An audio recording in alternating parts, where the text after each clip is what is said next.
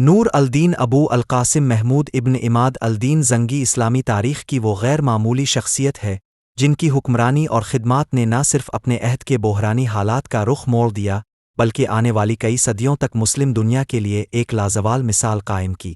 انہیں خلفائے راشدین اور حضرت عمر بن عبد العزیز کے بعد آنے والے بہترین مسلمان حکمرانوں میں شمار کیا جاتا ہے۔ یہ ان کی ایمانی قوت، سیاسی دور اندیشی، عسکری مہارت اور عوام کی فلاح و بہبود کے لیے انتھک کاوشوں کا ہی نتیجہ تھا۔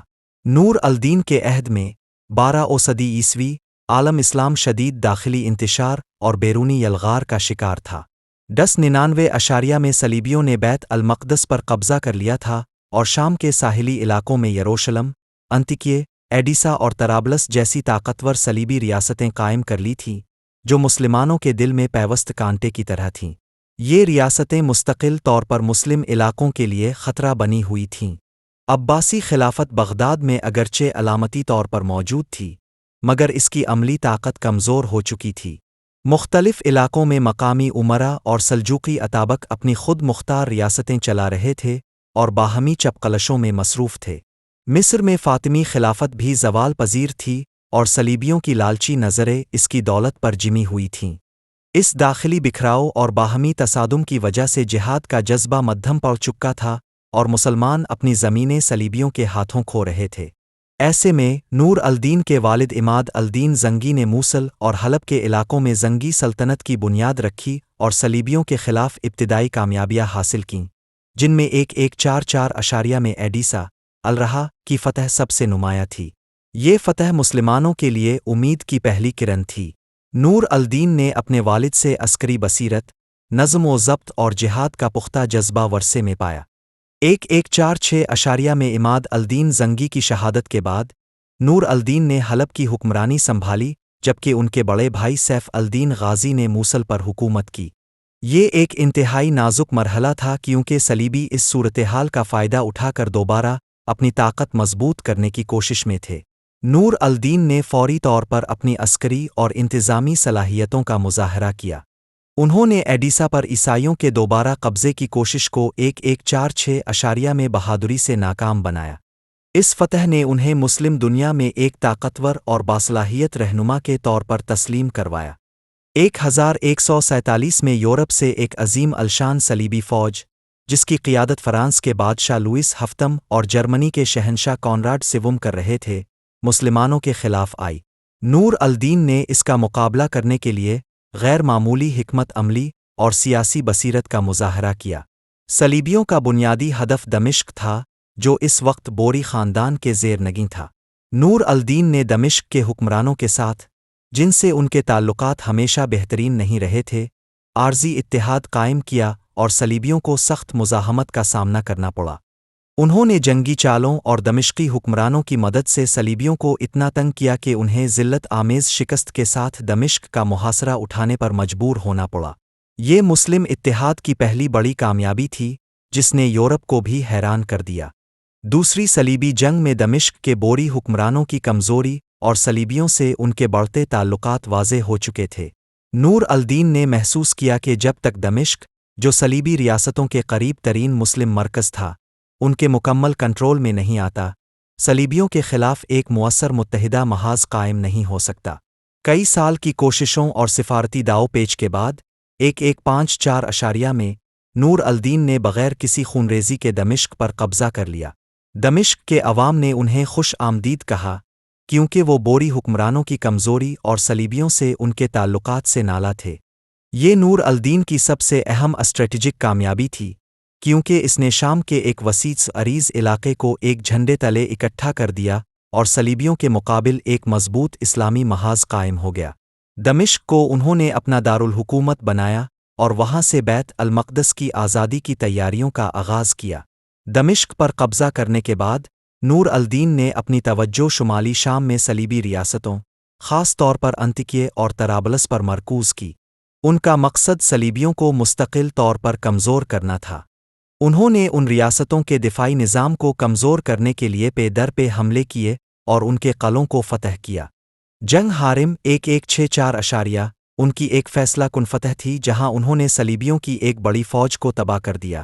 जिसमें अंतिकिये के प्रिंस रीजनाल्ड ऑफ चीटलन समेत कई दीगर सलीबी रहनुमा गिरफ्तार हुए। इस जंग ने सलीबियों की कुव्वत को बहुत हद तक तोड़ दिया और उन्हें शाम में दिफाई पोजीशन पर आने पर मजबूर कर दिया। उन्होंने लबनान और आर्डन के इलाकों में भी सलीबियों के खिलाफ कामयाब मुहिम्मात चलाई, जिससे सलीबियों के मवासलाती रास्ते मुतासिर हुए और उनकी रसद मुश्किल हो गई। नूर अल-दीन की सबसे बड़ी और दूर रस स्ट्रेटेजिक कामयाबी मिस्र की फतह थी। वो जानते थे कि जब तक मिस्र सलीबियों के कब्जे से महफूज और मुसलमानों के कंट्रोल में नहीं आता, बैत अल-मक़दस की आज़ादी का ख्वाब पूरा नहीं हो सकता। मिस्र इस वक्त कमज़ोर होती फ़ातिमी खिलाफत के ज़ेर इंतज़ाम था और सलीबी, ख़ास तौर पर यरूशलेम की ममलुकत, इस पर हमला आवर हो रहे थे। अगर मिस्र सलीबियों के हाथ लग जाता तो वो मुसलमानों के लिए बहुत बड़ा ख़तरा बन जाते और शाम को दो तरफ़ा घेर लेते। नूर अल-दीन ने अपने सबसे काबिल एतमाद जर्नैल असद अल-दीन शेर को, जो सलाह अल-दीन अयूबी के चचा थे, को कई बार मिस्र रवाना किया। कई मुश्किल मुहिम्मात, सलीबियों से मुसलसल लड़ाइयों और फ़ातिमी वज़ीरों, ख़ास तौर पर दरगाम और शावर के तनाज़ात में मुदाखलत के बाद, शेरको ने 1169 में मिस्र पर मुकम्मल कंट्रोल हासिल कर लिया।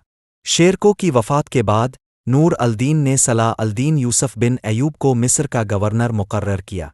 ये नूर अल-दीन की एक गैर मामूली बसीरत थी कि उन्होंने सलाह अल-दीन की काबिलियत को पहचाना और इसे एक अहम ज़िम्मेदारी सौंपी। सलाह अल-दीन ने नूर अल-दीन के हुक्म पर 1171 हिजरी में फ़ातिमी खिलाफत का मुकम्मल ख़ात्मा कर दिया और मिस्र में अब्बासी खिलाफत का खुतबा जारी किया। ये एक तारीख़ी लम्हा था जिसने मिस्र को दोबारा सुन्नी इस्लाम के परचम तले लाया और शाम व मिस्र को एक मजबूत फ़ौजी और सियासी कुव्वत के तौर पर यकजा कर दिया। इस इत्तेहाद ने सलीबियों को दो महाज़ों पर, शाम और मिस्र, घेर लिया और उनके लिए फ़रार का कोई रास्ता न छोड़ा। ये नूर अल-दीन की स्ट्रेटेजिक बसीरत का मुन्ह बोलता सबूत है, जो बैत अल-मक़दस की फ़तह का पेश ख़ैमा साबित हुआ। मिस्र पर कंट्रोल हासिल करने के बाद नूर अल-दीन ने बैत अल-मक़दस पर हमले की भरपूर तैयारियां शुरू कर दी थीं। उन्होंने मस्जिद उम्र में नस्ब करने के लिए एक शानदार और नफीस मिंबर भी तैयार करवाया था, लेकिन उनकी वफ़ात ने उन्हें अपनी ख्वाहिश की तकमील से रोक दिया। यही मिंबर बाद में सलाह अल-दीन अयूबी ने बैत अल-मक़दस की फ़तह के बाद वहाँ नस्ब किया। नूर अल-दीन ज़ंगी सिर्फ मैदान जंग के फ़ाते नहीं थे, बल्कि एक काबिल, आदिल और मुनज़्ज़म मुंतज़िम भी थे। उनकी हुक्मरानी को एक फ़लाही रियासत, वेलफेयर स्टेट, के तौर पर देखा जा सकता है, जहाँ रियाया की फ़लाह व बहबूद को अव्वलीन तरजीह दी जाती थी। उन्होंने एक ऐसा मजबूत और शफ़ाफ़ अदालती निज़ाम कायम किया जहाँ हर शख्स को इंसाफ मुयस्सर था। उन्होंने दार अल-अदल, अदल का घर, कायम किए जहाँ वो खुद ज़ाती तौर पर मज़लूमों की शिकायत सुनते और इंसाफ फराहम करते थे। वो हफ़्ते में 2 दिन अवामी समाअत करते थे, जिसमें किसी भी शख्स को बग़ैर रोक टोक के उन तक रसाई हासिल थी। उन्होंने तमाम नाजायज़ टैक्स, मिक्स, जो अवाम पर बोझ थे, ख़त्म कर दिए ताकि अवाम माशी तौर पर खुशहाल हों। उनका मकसद ये था कि रियाया पर किसी किस्म का जुल्म ना हो और हर एक को इस्लामी शरीयत के मुताबिक हुकूक मिले। उनका अदल इतना मशहूर था कि लोग दूर दराज से अपने तनाज़ात लेकर उनके पास आते थे। नूर अल-दीन की मालियाती दियानत मिसाली थी। वो बैत अल-माल, सरकारी ख़जाने, से अपनी ज़ाती इस्तेमाल के लिए 1 रुपया भी नहीं लेते थे। उनकी ज़ाती किफ़ायत शियारी और दियानतदारी बेमिसाल थी। वो अपनी रोज़ी के लिए माल गनीमत से खरीदी गई चंद दुकानों के किराए पर इक्तिफ़ा करते थे। जब उनकी अहलिया ने उनसे मज़ीद बेहतर गुजारे का मुतालिबा किया तो उन्होंने कहा कि मुझे शर्म आती है कि मुसलमानों का खुज़ुन मेरे ज़ाती इस्तेमाल में आए। ये उनके आला इख़लाक़ी मेयार का मज़हर था। नूर अल-दीन ने इल्म और तालीम को फ़रोग़ देने के लिए गैर मामूली इक़दामात किए। उन्होंने अपनी सल्तनत में बेशुमार मदारिस, मकातिब और खानकाहें तामीर करवाईं, जहाँ तलबा को मुफ्त तालीम दी जाती थी और उलमा की सरपरस्ती की जाती थी। खुद भी उलमा की मजलिसों में शरीक होते और उनकी हौसला अफजाई करते थे। दमिश्क में कायम करदा जामे नूरी और हलब में दारुल हदीस अल-नूरिया उनके दौर की अहम इल्मी इमारतें थीं, जो इल्म हदीस की तरवीज का मरकज़ बने। दमिश्क में कायम किया गया ये शिफाखाना अपने वक्त का एक जदीद तरीन और शानदार हस्पताल था। यहाँ हर मरीज़ को रंग, नस्ल और मज़हब से क़त नज़र मुफ्त इलाज, दवा और खाने पीने की सहूलियात फराहम की जाती थीं। इसमें मुख्तलिफ शोबे थे और माहिर अतबा तैनात थे। یہ ہسپتال نہ صرف مریضوں کی دیکھ بھال کرتا تھا بلکہ طبی تعلیم اور تحقیق کا ایک بڑا مرکز بھی تھا۔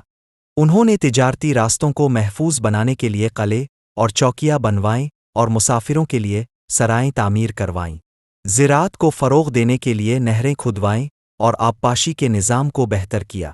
شہروں کی صفائی اور سڑکوں کی تعمیر پر بھی توجہ دی۔ نور الدین زنگی کی حکمرانی کا سب سے گہرا اور دیرپا اثر مسلم معاشرے پر پڑا۔ انہوں نے نہ صرف عسکری طور پر مسلمانوں کو متحد کیا بلکہ ان میں دینی غیرت اور حمیت کو بھی بیدار کیا اور ایک طرح سے اسلامی نشت ثانیہ کی بنیاد رکھی۔ وہ خود شریعت پر سختی سے عمل پیرا تھے اور ان کی کوششوں سے معاشرے میں بھی دین داری اور تقوی کو فروغ ملا۔ انہوں نے شراب خانوں کو بند کروایا، فحاشی کا خاتمہ کیا اور اسلامی اقدار کو معاشرتی زندگی میں نمایاں کیا۔ ان کا مقصد ایک ایسا معاشرہ تھا جو مکمل طور پر اسلامی اصولوں پر قائم ہو۔ نور الدین کی ذاتی زندگی سادگی، ایمانداری، تقوی اور ایثار کی ایک روشن مثال تھی۔ ان کی یہ خصوصیات عوام کے لیے بھی مشعل راہ بنے اور ایک مثبت معاشرتی تبدیلی کا باعث بنے۔ وہ ایک ایسی قیادت فراہم کر رہے تھے جو نہ صرف جنگ میں کامیاب تھی بلکہ اخلاقی طور پر بھی بلند تھی۔ مورخین نے لکھا ہے کہ ان کے دور میں عوام بھی اسلام پر بہت سختی سے عمل پیرا ہو گئے تھے اور وہ کسی غیر شرعی کام کا تصور بھی نہیں کر سکتے تھے۔ یہ واقعہ نور الدین کی رسول اکرم سے والہانہ عقیدت اور دین کے لیے ان کی فکرمندی کی انتہا ہے۔ 557 ہجری تقریباً 1162 میں خواب میں نبی اکرم کو 2 بار دیکھنے کے بعد کہ وہ 2 سرخی مائل رنگت کے آدمیوں کے شر سے بچانے کا حکم فرما رہے ہیں، نور الدین نے فوری طور پر مدینہ کا سفر کیا۔ وہاں پہنچ کر انہوں نے سخت تفتیش کے بعد 2 عیسائی جاسوسوں کو پکڑا جنہوں نے روضہ مبارک سے نبی اکرم کے جسد اطہر کو نکال کر لے جانے کی ناپاک سازش کر رکھی تھی۔ اس کے بعد انہوں نے روضہ مبارک کے گرد ایک گہری خندق کھدوائی اور اس میں سیسا پگھلا کر بھر دیا تاکہ آئندہ کوئی ایسی ناپاک حرکت نہ کر سکے۔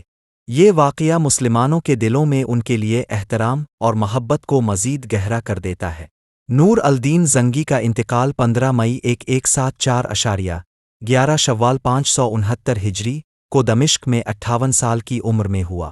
ان کی وفات سے عالم اسلام میں ایک خلا پیدا ہوا لیکن ان کا مشن جاری رہا۔ نور الدین نے بیت المقدس کی آزادی کے لیے جو راستہ ہموار کیا تھا اسے ان کے سب سے قابل اعتماد شاگرد اور جانشین صلاح الدین ایوبی نے مکمل کیا۔ صلاح الدین نے نور الدین کی قائم کردہ متحدہ اسلامی ریاست کو مزید مضبوط کیا اور بالآخر 1187 میں بیت المقدس کو صلیبیوں کے قبضے سے آزاد کرا کر اپنے استاد کا خواب پورا کیا۔